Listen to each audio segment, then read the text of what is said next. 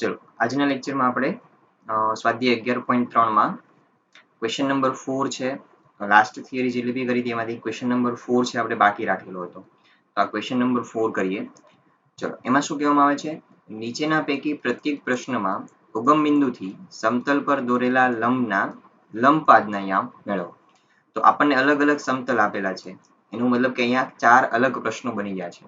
તો એક પ્રશ્ન બરોબર છે, એ તમારો આ એક પ્રશ્ન છે, એક સમતલ માટે તમે લંબપાદ મેળવો તો એ તમને 3 માર્ક્સમાં મૂકી શકે પ્રશ્ન. તો અહીંયા આગળ હું તમને કોઈ બી એક પ્રશ્ન કરાવી દઉં, બાકી બધા સિમિલર જ થશે. તો ક્વેશ્ચન નંબર એ પહેલો ક્વેશ્ચન છે કરાવું છું અને ઉગમ બિંદુમાંથી આપણે લંબપાદ દોરવાનો છે. ચલો અહીંયા થોડીક આ પ્રશ્નને હું તમને એક ભૂમિતિ દ્વારા સમજાવી દઉં કે શું કહેવા માંગે છે. ચલો આપણું કોઈ એક આ સમતલ છે. હવે તમારે ઉગમ બિંદુમાંથી સમતલ પરનો લંબપાદ મેળવવાનો છે. લંબપાદ એટલે શું કે ભાઈ જે બિંદુ પાસે લંબ હોય તે. ચલો અહીંયા ઉગમ બિંદુ છે O કે જેના યામ થશે 0,0,0. હવે આ પ્રશ્નને બીજી રીતે પણ પૂછી શકે, એટલે કે ઉગમ બિંદુની જગ્યાએ બીજું કોઈ બી બિંદુ આપ્યું હોય તો પણ તમારે પ્રશ્ન છે આ જ રીતે સોલ્વ કરવાનો થશે. મેથડ ચેન્જ નહીં થાય. તો એક વખત તમે વ્યવસ્થિત મેથડ સમજી લો એટલે આ પ્રશ્ન આધારિત કોઈ પણ દાખલામાં તમને કોઈ પ્રોબ્લેમ નહીં આવે. હવે અહીંયા આ સમતલનું આપણને સમીકરણ આપી દીધું છે. સમતલ છે 2x + 3y + 4z - 12 = 0. તો અહીંયા ધારો કે આ જે લંબપાદ છે m છે બિંદુ, તો m ના યામ આપણે મેળવવાના છે. હવે એની માટે આપણે સૌપ્રથમ તો પેલા OM જે અહીંયા OM રેખા બનશે, આ રેખા. ઓકે, આનું સમીકરણ મેળવી લઈએ આપણે. સમીકરણ મેળવીને તેના પરના જેટલા પણ બિંદુઓ આવે એ બિંદુને યામ નક્કી કરી દઈએ. ઓકે, ચલો એ આપણે કેવી રીતે મેળવશું જોઈએ. પરંતુ સૌપ્રથમ પહેલું તો જે રેખા આવશે એની દિશા છે કઈ થશે, તો કે સમતલનો જે અભિલંબ હશે સદિશ n, એ અને OM ની દિશા બંને કેવી થશે, સમાન થશે. તો એક આ વસ્તુની આપણને અહીંયા જરૂર પડશે. તો પ્રશ્નની શરૂઆત કરીએ. ધારો કે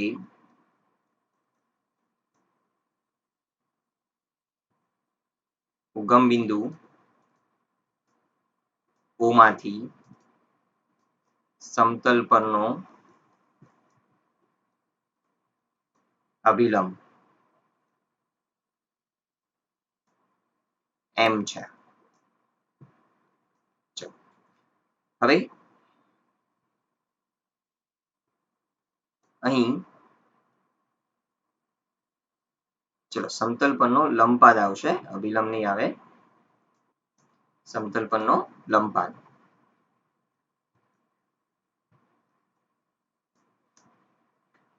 હવે અહીંયા આપણને દાખલામાં શું આપ્યું છે, સમતલનું સમીકરણ છે ને સમતલના સમીકરણ પરથી સમતલનો અભિલંબ છે આપણે લખી શકીએ. ચલો સમતલનો અભિલંબ સદિશ n equals to, ચલો સહગુણક છે 2, 3, 4 છે, તો અહીંયા થઈ જશે 2i caret plus 3j caret plus 4k caret. તેથી રેખા OM, ચલો રેખા OM ને દર્શાવી દઉં તો એની દિશા MO અથવા OM તમે કહો, તો એમની દિશા છે ની દિશા સદિશ L વડે દર્શાવું તો એ પણ કોને ઇક્વલ થઈ જશે, સદિશ n ને ઇક્વલ થઈ જશે. તો એ થઈ જશે 2i caret plus 3j caret plus 4k caret. તેથી સદિશ L. હવે આપણી રેખા છે એ O 0,0,0 માંથી પસાર થાય છે.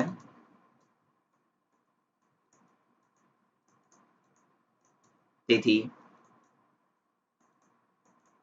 રેખાનું સમીકરણ સદિશ R equals to, ચલો આ થશે 0i caret plus 0j caret plus 0k caret, સદિશ A થઈ ગયો, પ્લસ k into સદિશ L. L છે શું છે 2i caret પ્લસ 3 જે કેરેટ પ્લસ 4 કે કેરેટ. ક્લિયર? તો હવે અહીં આપણે સરવાળો કરી દઈશું અને જો અદિશ સ્વરૂપમાં હું લખી દઉં તો મને કંઈક યામ સદિશ r છે આ રીતે મળશે 2k, 3k, 4k. આ થઈ ગયું સદિશ r જ્યાં k belongs to r. તેથી k belongs to r માટે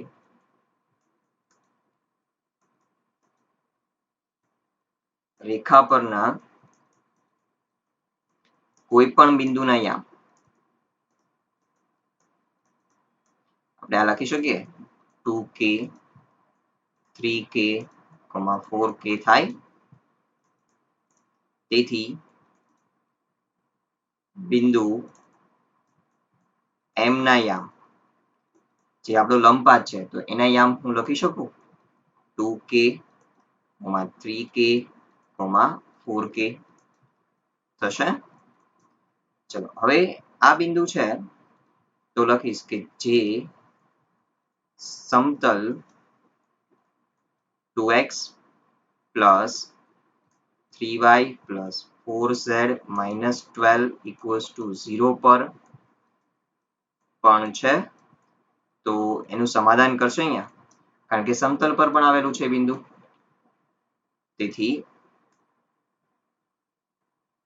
તો એના યામ આપણે મૂકી દઈએ સમતલમાં 2 into 2k plus 3 into 3k plus 4 into 4k.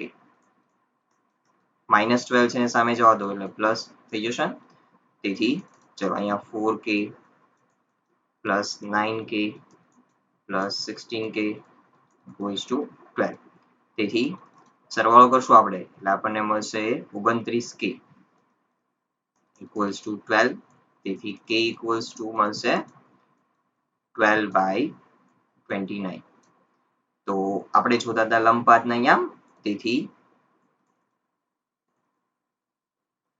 લંબપાદ m ના યામ equals to ચલો 2k પેલો હતો x યામ છે અહીંયા અહીંથી લઈ લઈએ આપણે 2k છે તો 2 into k ની કિંમત 12/29 પછી 3 ગુણ્યા 12/29 પછી 4 ગુણ્યા 12/29. તો સાદુરૂપ આપી દઈએ આપણે અહીંયા. ચલો તો 24/29 12 તેરી 36/29 અને 48/29 થઈ જશે. તો આ આપણા માગેલ લંબપાદના યામ. તો આ રીતે તમે લંબપાદના યામ મેળવી શકો છો. તો સિમ્પલ આ પ્રોસિજર થી તમને એકદમ ઈઝી રહેશે આ ક્વેશ્ચન સોલ્વ કરતા. હવે આ ક્વેશ્ચન ને સિમિલર એક ક્વેશ્ચન છે એ લાસ્ટ એક્સરસાઇઝમાં છે જેમાં તમને કહેવામાં આવ્યું છે કે રેખા અને સમતલનું છેદ બિંદુ મેળવો. તો એ ક્વેશ્ચન જોઈએ આપણે. ચલો લાસ્ટ એક્સરસાઇઝમાં ક્વેશ્ચન નંબર 12 છે. તો આ બંને બિંદુમાંથી પસાર થતી રેખા અને સમતલના જે બિંદુમાંથી પસાર થાય તે બિંદુના યામ મેળવો. એનો મતલબ કે આ રેખા અને સમતલ જ્યાં એકબીજાને છેદે છે એના યામ આપણે મેળવવાના છે. તો આ ક્વેશ્ચન થી સોલ્વ કરીએ. ચલો આ ક્વેશ્ચનમાં આ બંને બિંદુમાંથી પસાર થતી રેખા ધારો કે મેં અહીંયા એક રેખા દર્શાવી દીધી છે અને સમતલને આપણું આપેલું સમતલ છે આ બિંદુ પાસે કંઈક છેદે છે. ચલો એ બિંદુના યામ છે હું લખી દઉં. ધારો કે m બિંદુ છે અને a અને b માંથી પસાર થાય છે. તો બિંદુ a અને b છે એ કંઈક આ રીતે દર્શાવી દઉં છું. પછી સમતલનું સમીકરણ છે આપણને આપી દીધું છે 2x plus y plus z equals to 7. તો પહેલું કામ આપણે અહીંયા આગળ આ રેખાનું સમીકરણ મેળવી લઈએ. ઓકે એના પરથી આપણે તેના પર આવેલા તમામ બિંદુના યામ મેળવી લઈશું. તો સેમ લાસ્ટ ક્વેશ્ચન હતો એના જેવો જ પ્રશ્ન બની જશે. તો શરૂઆત કરીએ આપણે અહીંયા. શરૂઆત માત્ર થોડી અલગ રહેશે. ચલો બિંદુ a 3, -4, -5 અને b 2, -3, 1 માંથી પસાર થતી રેખાનું સમીકરણ. તો સદિશ r equals to ભાઈ આપણું હતું સદિશ a plus k into સદિશ b minus સદિશ a, જ્યાં k belongs to r. તો સદિશ a છે પ્રથમને કહી દઈએ 3, -4, -5 plus k. ચલો 3, -4, -5 minus 2, -3, 1. તો સાદુરૂપ આપતા જઈએ 3, -4, -5 plus k. ચલો અહીંયા થશે 3 - 2 એટલે 1, -4 માઇનસ પ્લસ થઈ જશે એટલે -4 + 3 -1 વચ્ચે, -5 -1 એટલે -6 થશે. તો અહીંયા આપણે હવે અહીંયા આગળ બિંદુ સ્વરૂપમાં લખી દો 3 + k થશે. પછી -4 - k થશે, પછી -5 - 6k થશે. તેથી આ થઈ ગયું સદિશ r એટલે કે સમીકરણ રેખાનું. તેથી રેખા પરના તમામ બિંદુ માટે તમામ બિંદુના યામ 3 + k, -4 - k, -5 - 6k થશે. તેથી કોઈ k belongs to r માટે બિંદુ m ના યામ કે જે બંનેનું છેદ બિંદુ છે. તો બિંદુ m ના યામ પણ આપણે લખી શકીએ 3 + k, -4 - k, -5 - 6k થશે. જે સમતલ 2x + y + z = 7 પર આવેલ છે. તો બિંદુથી સમાધાન કરશે આમાં. ચલો મૂકી દઈએ 2 × 3 + k + y -4 - k + z ની કિંમત છે -5 - 6k = 7. ચલો સાદુરૂપ આપી દઈએ બ્રેકેટ ઓપન કરીને અહીંયા થઈ જશે 6 + 2k, અહીંયા -4 - k -5 - 6k = 7. તેથી ચલો 6 માંથી 4 જશે એટલે 2, 2 ને -5 એટલે -3 વધશે. પછી 2k -k -6k એટલે -7k અને +2k એટલે -5k થશે = 7. તેથી -5k ને સામે જવા દઈશ એટલે પ્લસ થઈ જશે. 7 ને લેફ્ટ હેન્ડ સાઈડ લઈ લઈશ એટલે -10 થઈ જશે. તેથી k = -2 મળશે આપણને. તેથી બિંદુ m ના યામ ચલો ના યામ બરાબર શું હતું 3 + k, 3 + -2, -4 +2 થઈ જશે, -5 - 6k. તો 6 × 2 એટલે 12, પ્લસ થઈ જશે. તો અહીંયા થશે 1, અહીંયા થશે -2, અહીંયા થશે 7. તો આ થઈ ગયા આપણા બિંદુ m ના યામ એટલે કે એ છે શું દર્શાવે છે કે ભાઈ રેખા અને સમતલના છેદ બિંદુના યામ. ચલો હવે નેક્સ્ટ ટોપિક છે થિયરીમાં સમતલની બે સમતલના છેદમાંથી પસાર થતું સમતલ. તો એનું સમીકરણ જો આપણે મેળવવું હોય, હવે કન્સેપ્ટ શું કહેવા માંગે છે, ચલો એક સમતલ P1 આપ્યું છે અને એક સમતલ P2 છે. તો આ બંનેનો છેદ છે એક આપણને આ ધાર મળે છે, એવું કહી શકીએ કે આમાંથી પસાર થતી એક રેખા પણ મળી શકે આપણને. તો આ રીતે આપણે એક રેખા પણ દોરી શકીએ. તો આમાંથી પસાર થતા બીજા કોઈ સમતલનું સમીકરણ જો મેળવવું હોય તો એ કેવી રીતે મેળવી શકીએ આપણે? હવે જો પ્રથમ સમતલ છે એનું સમીકરણ છે, અને એ પણ હું અહીંયા આગળ તેનું કાર્ટેશિયન સ્વરૂપ લખું છું. જુઓ, L1x plus M1y plus N1z minus D equals to 0 હોય, અને બીજું સમતલ P2 L2x હંમેશા કાર્ટેશિયન સ્વરૂપમાં તમારે ફેરવી દેવાનું જો ન હોય તો, M2y plus N2z minus, ચલો અહીંયા D1 રાખું, અહીંયા D2 equals to 0. તો આ બંને સમતલના છેદમાંથી પસાર થતા સમતલનું સમીકરણ. તો બંને સમતલના છેદમાંથી પસાર થતા સમતલનું સમીકરણ. તો એ થશે પ્રથમ સમતલનું સમીકરણ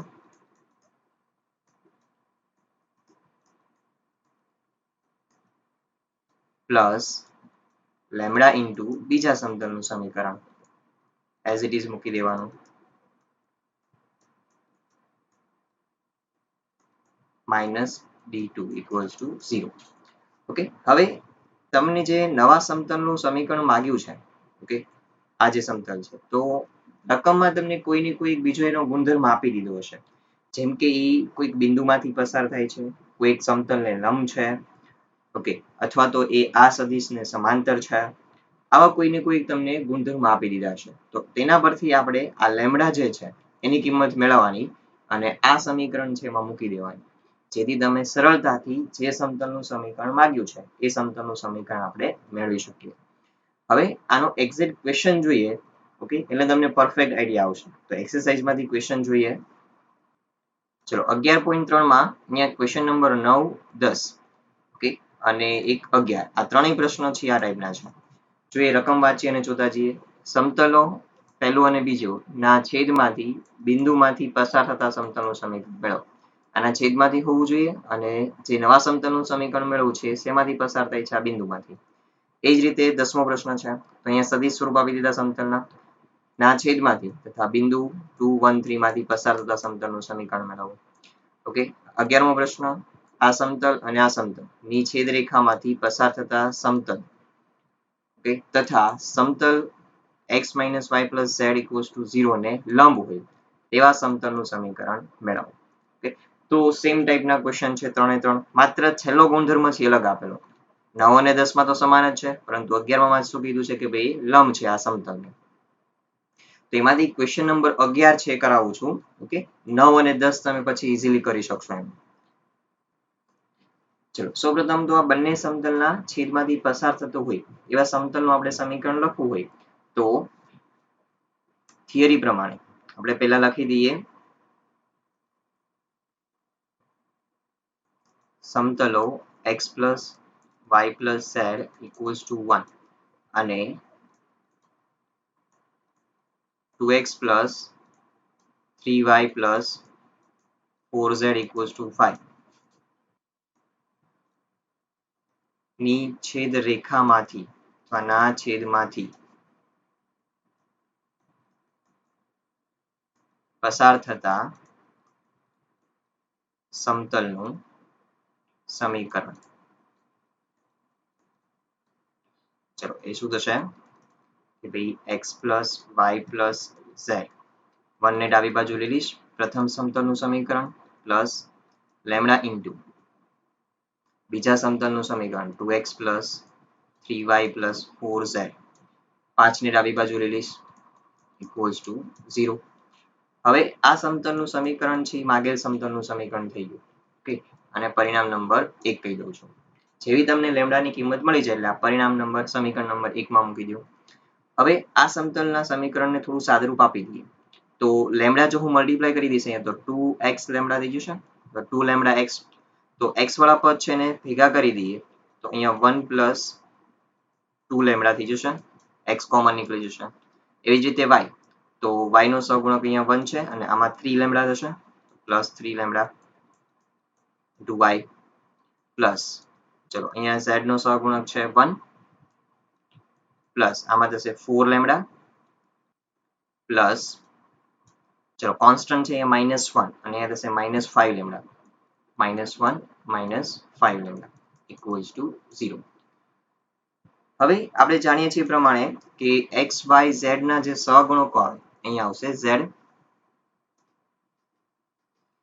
એ શું દર્શાવે છે ભાઈ તેના અભિલંબના દિગ્ગુણોત્તર અથવા એમના અદિશ ઘટકો દર્શાવે છે તેથી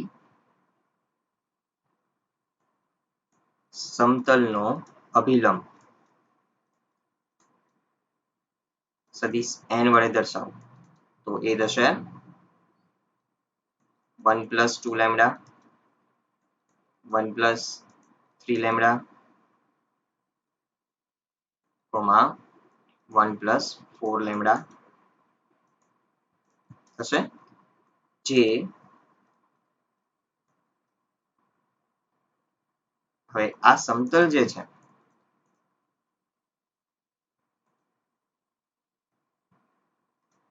માગેલ સમતલ એ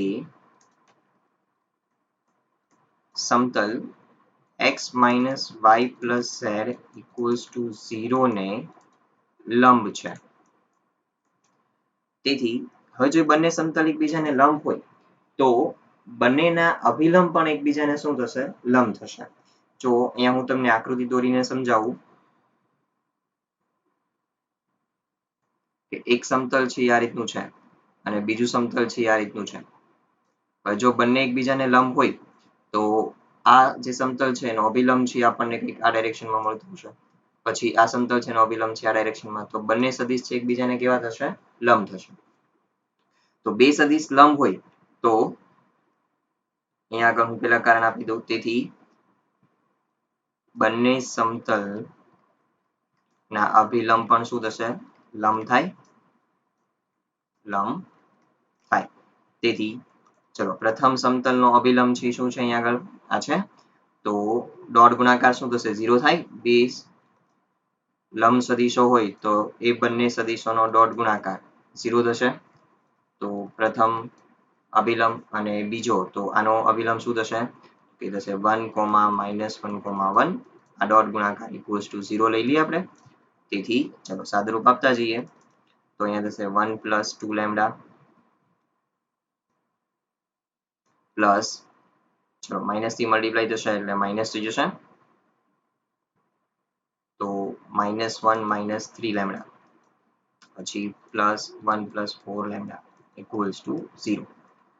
તેથી એક 1 ને આપણે કેન્સલ કરી દઈએ તો 4 + 2 6 6 - 3 એટલે 3 લેમ્ડા થશે અને વધે છે અહીંયા +1 ઇક્વલ્સ ટુ 0 તેથી લેમ્ડા ઇક્વલ્સ ટુ આપણને મળશે -1/3.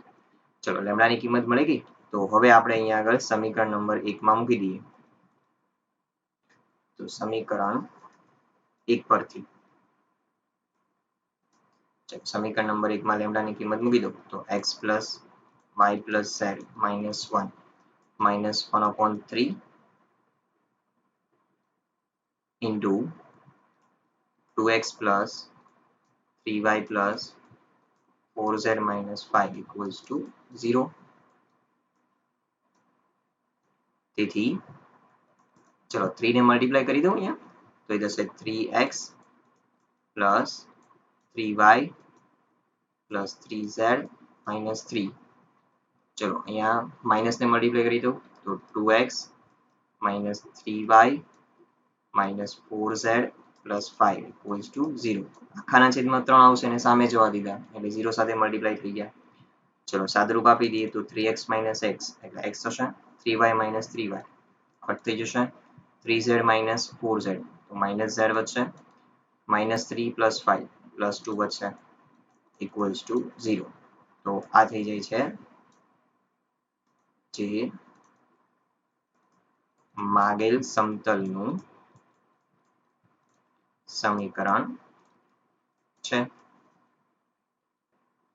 હવે આ બંને દાખલામાં કેલ્ક્યુલેશનમાં ક્યાં ફરક આવશે કે જ્યાં આપણે સમીકરણ નંબર 1 બનાવ્યું અને પછી અભિલંબ મેળવ્યું ઓકે તો અહીંયા આગળ શું કરવાનું છે કે એ સમીકરણ છે એમાં એ બિંદુ એ સમતલ છે 2 1 3 માંથી પસાર થાય છે. તો એ સમતલમાં જ તમારે xyz ની કિંમત છે 2 1 3 મૂકી દો એટલે લેમ્ડાની કિંમત મળી જશે. તો આ બંને પ્રશ્ન 9 અને 10 માં તમારે સેમ આ રીતે કરવાનું છે. ચલો નેક્સ્ટ ટોપિક છે બે રેખાઓ સમતલ્ય હોવાની શરત. હવે એક જ સમતલમાં આવેલી છે કે નહીં. તો પહેલી કોઈ એક રેખા લઈ લઉં છું, રેખા L. સદિશ R equals to સદિશ A plus લેમ્ડા into સદિશ L. જ્યાં સદિશ A ના ઘટકો લખી દઉં તો એ x1 y1 z1 છે અને સદિશ L છે તો એ છે L1 L2 અને L3 છે. પછી રેખા M બીજી લઈ લઉં, સદિશ R equals to સદિશ B plus લેમ્ડા into સદિશ M. ચલો તો સદિશ B ના ઘટકો છે લખી દઉં તો એ ધારો કે x2 y2 અને z2 તેમજ રેખા એટલે કે દિશા જે છે એના ઘટકો છે m1 m2 m3 લઈ લઈએ આપણે.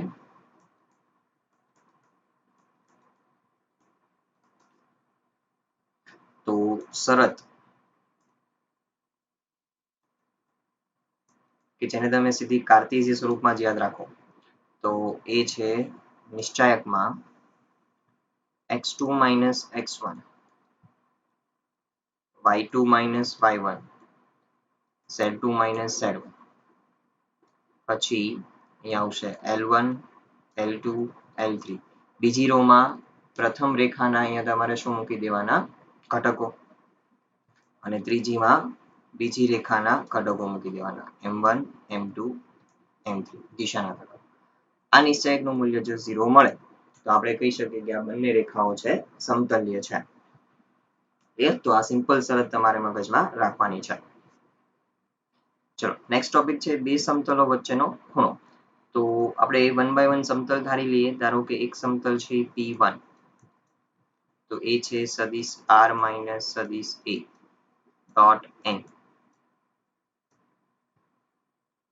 n1 લઈ લઈએ આપણે અહીંયા આગળ equals to 0. પછી બીજું સમતલનું સમીકરણ P2 લઈ લઉં, સદિશ R minus સદિશ B into dot n2 સદિશ. પ્રથમ સદિશનો અભિલંબ n1 અને બીજા સદિશનો અભિલંબ છે n2.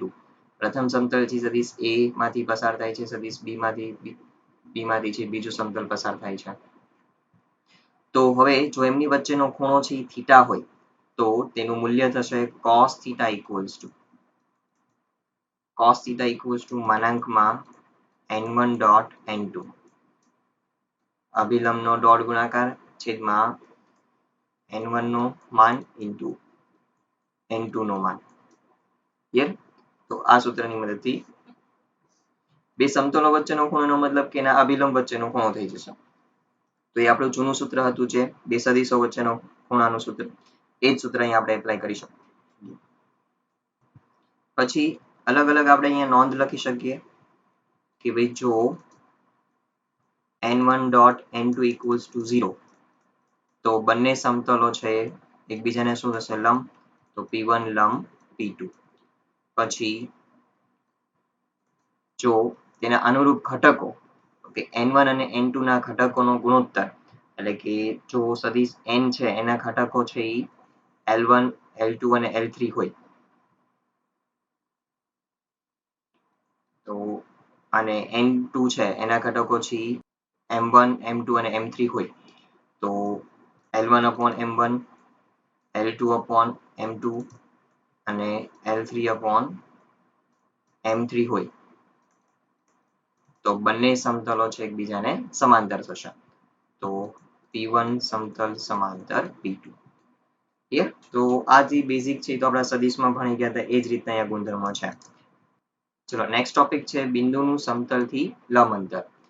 ચલો અહીંયા આગળ કોઈ એક સમતલ દોરી દઉં અને અહીંયા કોઈ P બિંદુ છે કે જેનો સ્થાન સદિશ છે સ્મોલ p સદિશ હોય કે એનું લંબ અંતર આપેલ સમતલથી.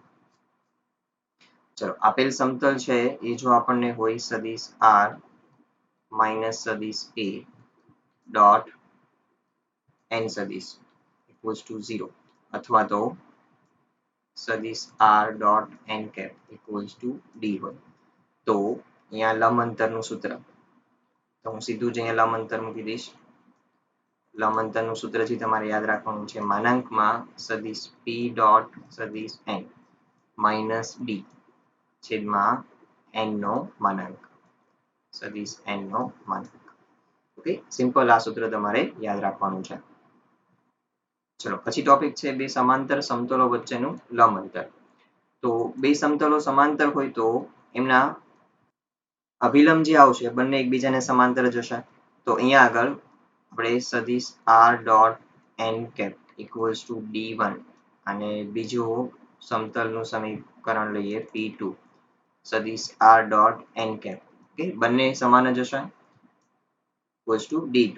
તો લંબ અંતર આ બંને વચ્ચેનું લંબ અંતર બરાબર સિમ્પલ માનાંકમાં d1 માઇનસ d2 છેદમાં સદિશ n નો માનાંક. ક્લિયર? એનો જે અભિલંબ લઈ લો કોઈ બી એનો માનાંક થશે. ચલો ત્યારબાદ નેક્સ્ટ ટોપિક છે રેખા અને સમતલ વચ્ચેનો ખૂણો. ચલો રેખા કોઈ બી ધારી લઈએ આપણે, રેખા L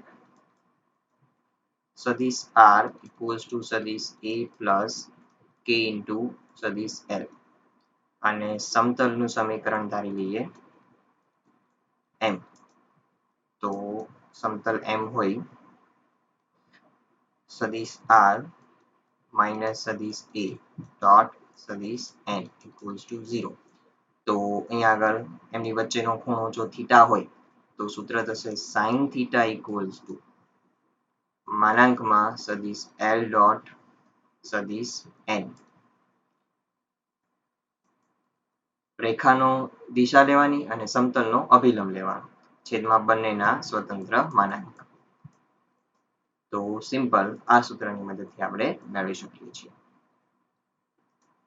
ઓકે, માત્ર જરૂર પડવાની છે આપણને અહીં આગળ બંનેની દિશાની. સમતલનો અભિલંબ જોશે અને રેખાની દિશા જોશે. ક્લિયર? તો સમતલ આધારિત આપણી બધી જ થિયરીઓ છે અહીંયા કમ્પ્લીટ થાય છે. હવે આપણે એક્સરસાઇઝમાં અમુક પ્રશ્નો છે સીધા સૂત્ર આધારિત પ્રશ્નો છે તો તમારે કરવાના છે, પરંતુ જે મારે કરાવવા પડશે એ ક્વેશ્ચન છે હું તમને કરાવું અને વન બાય વન જોતા જઈએ કે કયા કયા પ્રશ્નો છે તમારે જાતે કરવાના છે. ચલો ક્વેશ્ચન નંબર 12 થી શરૂ કરીએ. સમતલના સદિશ સમીકરણ જે આપી દીધા છે તો એમની વચ્ચેનો ખૂણો મેળવો. તો માત્ર આપણને જરૂર પડશે સદિશ n1 અને સદિશ n2 ની. તો અહીંથી બંને સદિશ છે બંનેના અભિલંબ લઈ લો, cos θ નું સૂત્ર વાપરી દો. ઓકે, સીધું ઈઝી છે. ક્વેશ્ચન નંબર 13 માં નીચે આપેલા સમતલથી સમાંતર છે કે પરસ્પર લંબ છે તે નક્કી કરો અને જો ન હોય તો તેમની વચ્ચેનો ખૂણો મેળવો. તો પહેલા તો સમતલના સમીકરણ પરથી આપણે શું મેળવી લેશું? સદિશ n1 અને સદિશ n2 અભિલંબ મેળવી લેવાના. જો લંબ હોય તો ડોટ ગુણાકાર શું થવો જોઈએ? 0 થવો. અને જો સમાંતર હોય તો અનુરૂપ ઘટકોનો ગુણોત્તર છે કેવો મળવો જોઈએ? સમાન મળવો જોઈએ. તો જ આપણે સમાંતર કહી શકશું. જો બેમાંથી કંઈ બી ના બનતું હોય તો આપણે cos θ નું સૂત્ર વાપરીને બંને વચ્ચેનો શું મેળવી લેવાનો? ખૂણો મેળવી લેવાનો છે. તો આવા અલગ અલગ અહીંયા તમારી સામે 5 પ્રશ્નો છે. યસ, સીધું સૂત્ર આધારિત છે. ઓકે, અહીંયા બી મારે કોઈ ક્વેશ્ચન કરાવવો પડશે નહીં. 14મો પ્રશ્ન, નીચેના પૈકી પ્રત્યેક પ્રશ્નમાં આપેલા બિંદુનું તેમને અનુરૂપ આપેલા સમતલથી અંતર મેળવો. તો અહીંયા બી આપણે સિમ્પલ સૂત્ર વાપરી દેશું. આ સદિશ p આપી દીધો છે તમને, સમતલના સમીકરણમાંથી સદિશ n મેળવી લો અને d મેળવી લો. ઓકે, આપણું સૂત્ર જે હતું એમાં માત્ર એની જરૂર પડવાની છે. તો અહીંયા આગળ લંબ અંતરનું સૂત્ર છે શું હતું ભાઈ? માનાંકમાં સદિશ p dot n minus d છેદમાં સદિશ n નો માનાંક. તો આ છે સદિશ p છે, બિંદુ આપી દીધા છે એનો સ્થાન સદિશ લખી દઈએ તો સદિશ p થઈ જશે. અને સમતલના સમીકરણમાંથી n મેળવી લો અને જે કોન્સ્ટન્ટ સામે હોય એ d મેળવી લો.